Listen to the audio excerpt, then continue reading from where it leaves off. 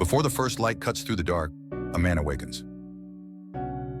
The air is cold, the world is silent, only his heartbeat keeps time. He sits on the edge of his bed, eyes fixed on nothing, listening to the quiet. In this stillness, he remembers who he is and who he refuses to become.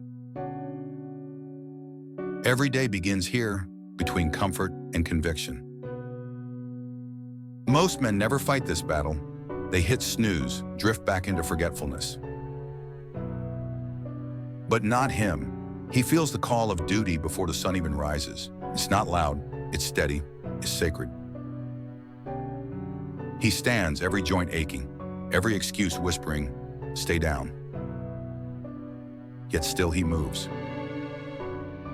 Because a man's first victory is over himself. No one will see this moment. No one will ever know. But this is where strength is born. He pauses by the window, watching the faint outline of morning appear. He thinks of the men before him, the fathers, the warriors, the builders, men who also rose in silence and met the day head-on. They left no speeches behind them, only the proof of their endurance. And he knows that one day his son might remember this, not the words, but the pattern, the man who stood when no one asked him to. In that moment, resolve takes root.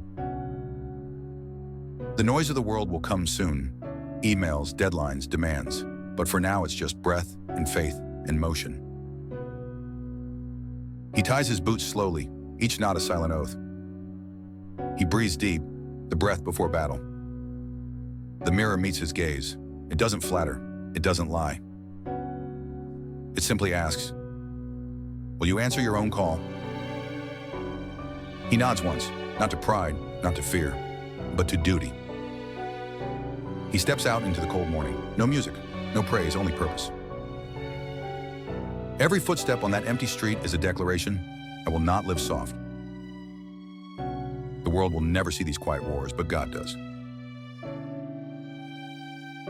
And when the storms arrive, and they always will, he will not search for strength. He already built it here, in silence. Every man wants to change the world. Few realize the world is shaped in the small hours, by the choices no one applauds. A man's life isn't built in single moments of greatness, but in 1,000 silent decisions stacked on top of each other. To rise when he could rest, to speak truth when it costs him, to forgive when pride screams for revenge.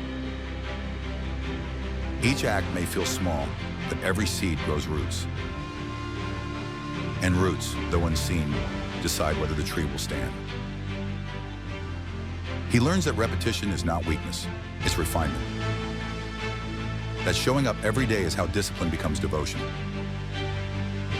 The modern man is addicted to moments. He chases praise, applause, recognition. But the disciplined man, he chases consistency. He knows that repetition is its own kind of prayer. That doing what is right again and again, even when it hurts, that's worship. He works in rhythm, quietly, faithfully. The hammer falls, the keys click, the sweat drips. All of it becomes a song of duty. Sometimes he wonders if it matters, if anyone notices, if God sees. And then he remembers, the one who shaped mountains also formed hands to build them stone by stone. Every man wants meaning, but few are willing to earn it through monotony.